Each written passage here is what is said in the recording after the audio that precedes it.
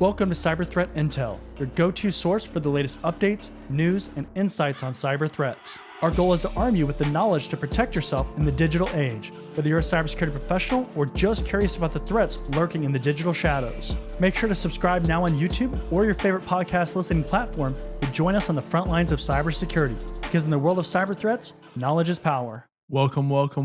This is Cyber Threat Intel. I'm your host, John Good.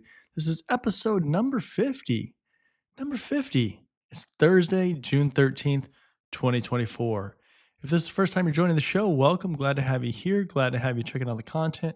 If you're returning from another episode or some other content, glad to see you returning back. And always glad to have everybody here getting their fix of cyber threat intel. Now, if you need a snack or a drink or something to get you through the content, make sure you go do that before we keep going. And also, if you want to check out the articles that we talk about in this episode or other episodes, or some of the other articles that we put in there that are also important and good reads, but we didn't have enough time to cover them in the show, then head on over to cyberthreatintel.com. Again, cyberthreatintel.com, and you can find all the information there about the show and the article feed and everything like that.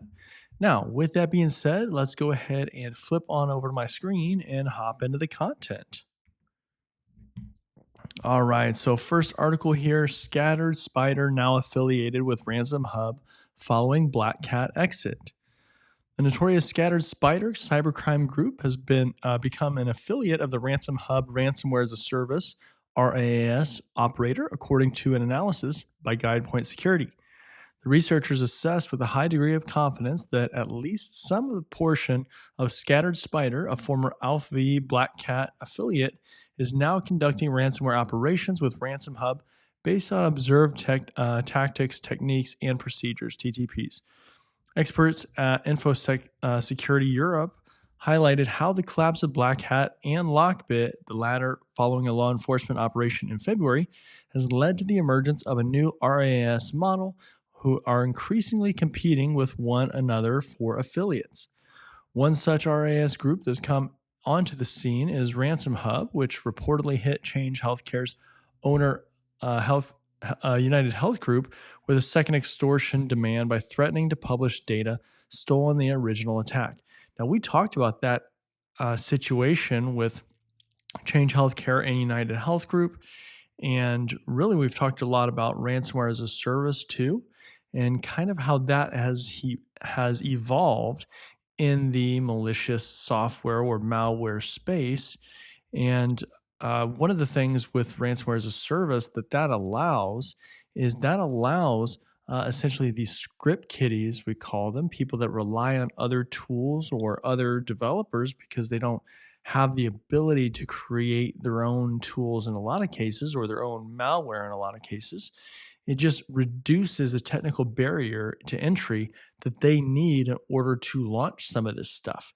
If they don't need to develop it, well, then that's a lot easier for them to just get their hands on that tool. Maybe they have to pay, so they're paying a premium in a sense, but they don't have to go out and learn those skills. They can just use the work of somebody else.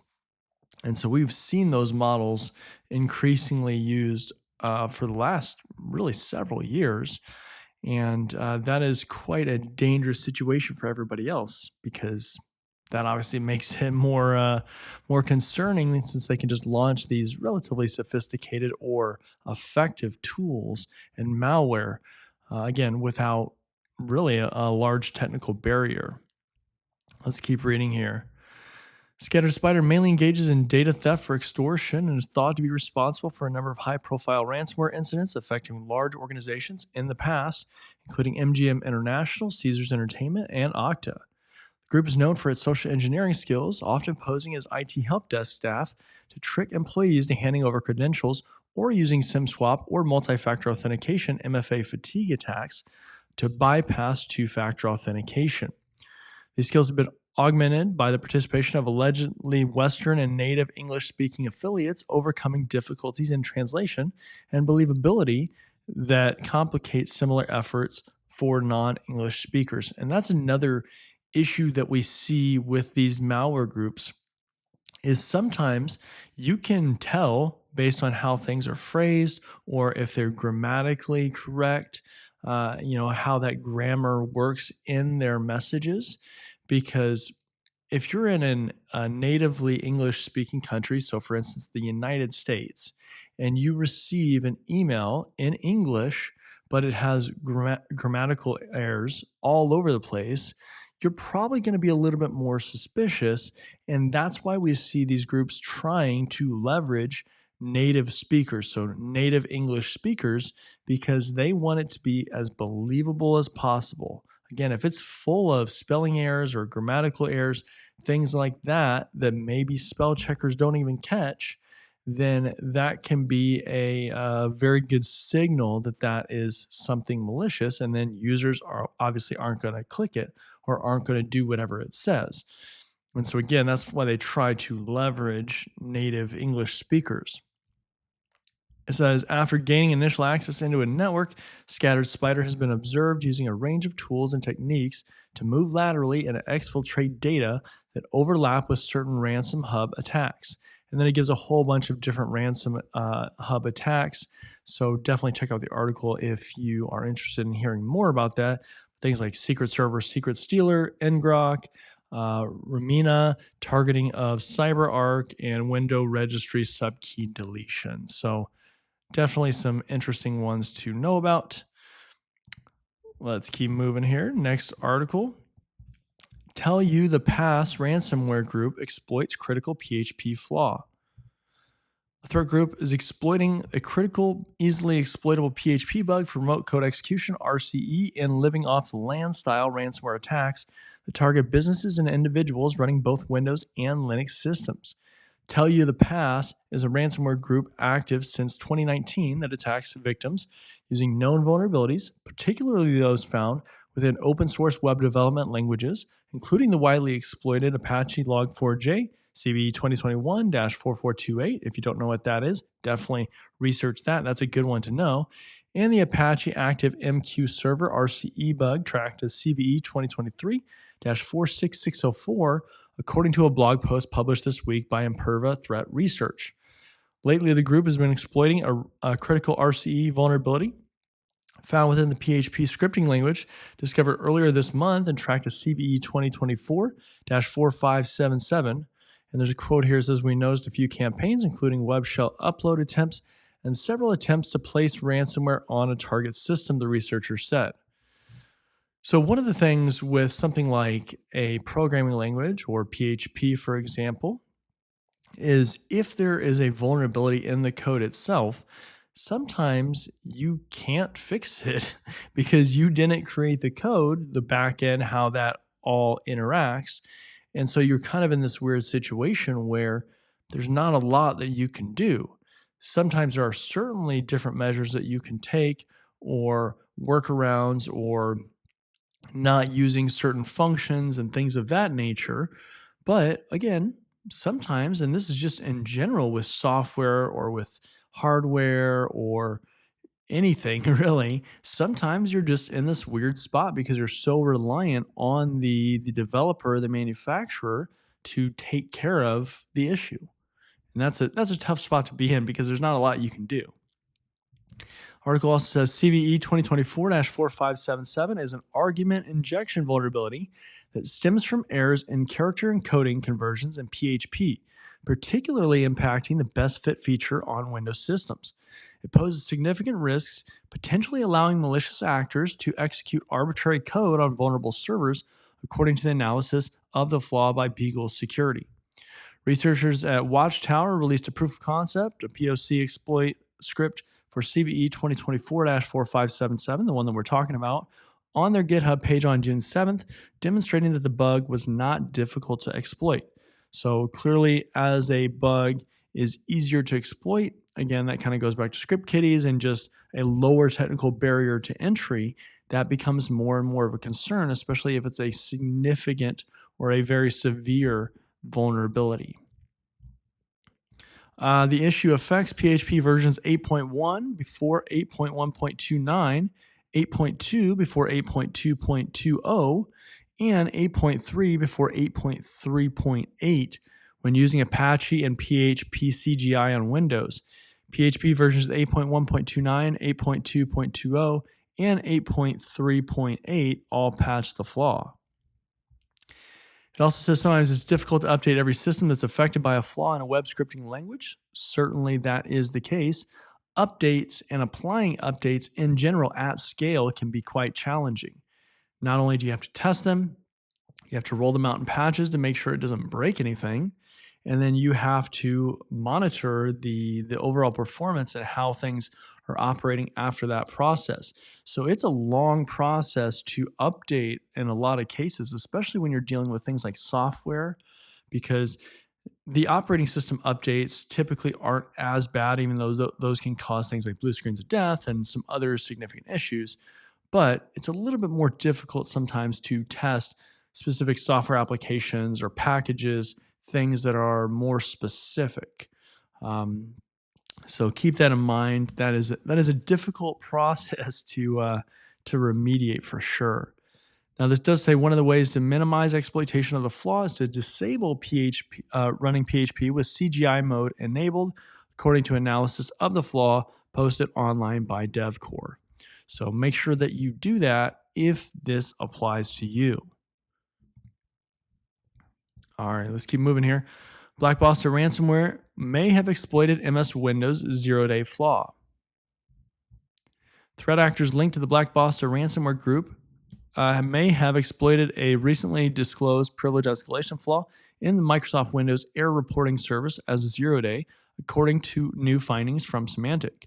Security flaw in question is CVE 2024-26169 with a CVSS score of 7.8, so getting up there for sure.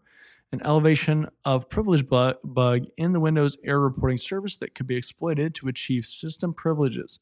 It was patched by Microsoft in March 2024. Anytime a vulnerability is going to allow system level privileges, that is of concern, absolutely, especially compared to some other vulnerabilities that may allow maybe limited access. System level access is root level access, whatever you want to call it. So system level access would be in Windows, and then root level access would be in Linux. That's kind of how they are distinguished. But that is basically all the privileges in the system. And that's why that's so dangerous. That's why anytime you have a vulnerability that's going to allow that, if it's exploited, it is extremely dangerous. The financially motivated threat cluster is being tracked by the company under the name Cardinal. It's also monitored by the cybersecurity community under the names Storm 1811 and UNC 4393. It's known to monetize access by deploying Blockbuster ransomware, which usually by leveraging initial access obtained by other attackers, initially Crackbot and then Darkgate to breach target environments. And then there's a quote here. It says a threat actor uses Teams to send messages and initiate calls in an attempt to impersonate IT or help desk personnel, Microsoft said. This activity leads to quick assist misuse, followed by credential theft using evil proxy, execution of batch scripts, and use of system BC for persistence and command and control. All right, next article here. Ukrainian police identify suspected affiliate of Conti Lockbit groups. Ukrainian cyber police say they have identified a local hacker affiliated with the notorious Conti and Lockbit ransomware gangs.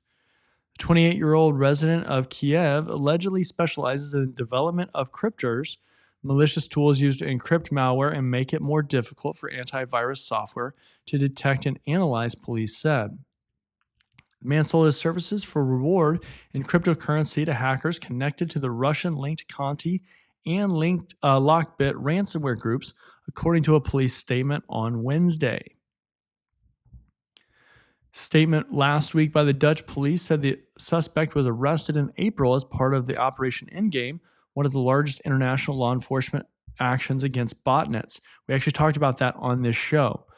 Authorities took down or disrupted 100 servers used by criminals and seized over 2,000 malicious domains. Lockbit is one of the most prolific ransomware operations over the past 4 years. Its malware has disrupted thousands of businesses worldwide, including Boeing and UK's Royal Mail. Lockbit has definitely been catastrophic for a lot of businesses. It's caused all kinds of heartache and issues in companies, in security teams. And again, this whole Operation Endgame, this is why you want to watch this cyber threat intel show, because we do cover these things as they unfold and as they happen so that you are ahead of the game when it comes to understanding what's going on and staying current. But I've talked about this before. The bad people that are doing this stuff, they're going to come get you. They're going to come find you. And it's only a matter of time. Law enforcement has a lot of resources. They have a lot of time. And if it takes them a year, if it takes them 5 years, if it takes them 10 years, they're going to come find you and they will definitely make sure that you have to face justice. So I highly recommend you don't do this stuff, especially if you're just looking at this career field for the first time. It's not a good place to be. Do not do that bad stuff. Be on the good side. Next article, Life 360 says hacker tried to extort them after tile breach. Safety and location services company Life 360 says it was the target of an extortion attempt after a threat actor breached and stole sensitive information from a tile customer support platform. Life 360 provides real-time location tracking, crash detection, and emergency roadside assistance services to more than 66 million members worldwide. In December 2021, it acquired Bluetooth tracking service provider Tile in a $205 million deal. On Wednesday, Life 360 revealed that an attacker breached the Tile customer support platform and gained access to names, customers' email addresses, phone numbers, and device identification numbers. The exposed data does not include, and this is a quote, does not include more sensitive information such as credit card numbers, passwords, or login credentials, location data, or government-issued identification numbers, because the Tile customer support platform did not contain these information types, holes added. And that's an important thing when you're thinking about data types and data storage and cybersecurity breaches and all those kinds of things, is where is data stored? What is stored in which applications? Understanding where data is stored and what kind of data is stored is really important, especially when you get into a breach situation, but also the kind of controls you put into place. Because in a breach situation, you need to know that a social security number wasn't stored in that system, or some kind of piece of information was or was not stored in that system, because that gives you more understanding of how to react, how to respond, if you need to notify people. All those kinds of things are directly correlated to understanding what kind of data you have, where that data is stored. So you really need to have an understanding of that data mapping. Life 360 did not disclose how the threat actor breached its platform, but the company stated that it had taken steps to protect its systems from further attack and reported the extortion attempts to law enforcement. While Life 360 didn't provide many details regarding this breach, 404 Media reported on Wednesday that the attacker used what are believed to be the stolen credentials of a former Tile employee to gain access to multiple Tile systems. So that's always a concern. If a former employee credentials worked, that means your offboarding process is not good. That means you did not do what you were supposed to do as far as disabling their access. Doesn't matter if it's a dev environment, a demo environment, anything owned by your organization, you should have some insight into, and you should understand that offboarding process to make sure all their credentials get disabled when they leave the company. That is so crucial, and I cannot emphasize that enough, that you need to make sure, especially that offboarding process. The onboarding process is important for efficiency and all kinds of things like that. But that offboarding process is critical, because you can identify, okay, well, we didn't actually know that this person had an account to this, so we have to improve our onboarding process and our tracking process. But when that employee leaves the organization, they're gone. They're not under your corporate wing anymore. And even if it's not them accessing those credentials, it's some attacker, you have to understand and have to disable those accounts. Threat actor said that one of the compromised tools helps find tile customers based on their phone numbers or private hash IDs and initiate data access, location, or law enforcement requests, while others presumably allowed creating admin users, pushing alerts to tile users, and transfer tile device ownership. So again, really important stuff, understanding that offboarding process, understanding who has access to what, and what kind of tools, and limiting all of those privileges. So, with that being said, that's the last article for today. Again, this is Cyber Threat Intel. I'm your host, John Good. This is episode number 50. Welcome to episode number 50. That's great. That's awesome. I can't believe we've gotten to 50 episodes. And it's also Thursday, June 13th, 2024. So I hope you enjoyed this content. I hope you got something out of it. And with that being said, I'll see you in the next one. See you later. Are you tired of overpaying for cybersecurity training? Are you interested in training from industry professionals? Are you looking for cybersecurity career services? If you answered yes to any of those questions, then cybertrainingpro.com is the perfect platform for you. At Cyber Training Pro, we're a one-stop shop for all your cybersecurity needs. We can train you for industry certifications or just improve your overall knowledge and skills in a certain area. Unlike other platforms, we don't stop there. We can also coach you throughout your career, practice your interview skills, or create a high-performing resume with our career services. CybertrainingPro.com isn't just another training platform. Students get exclusive access to our private community where we go beyond training courses to provide additional content, tips and tricks, and engagement with both other students and staff.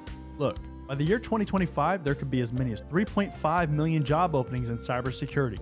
With so much opportunity, why not maximize your career potential with a platform that cares about your success? Come join us at cybertrainingpro.com and start building your future today.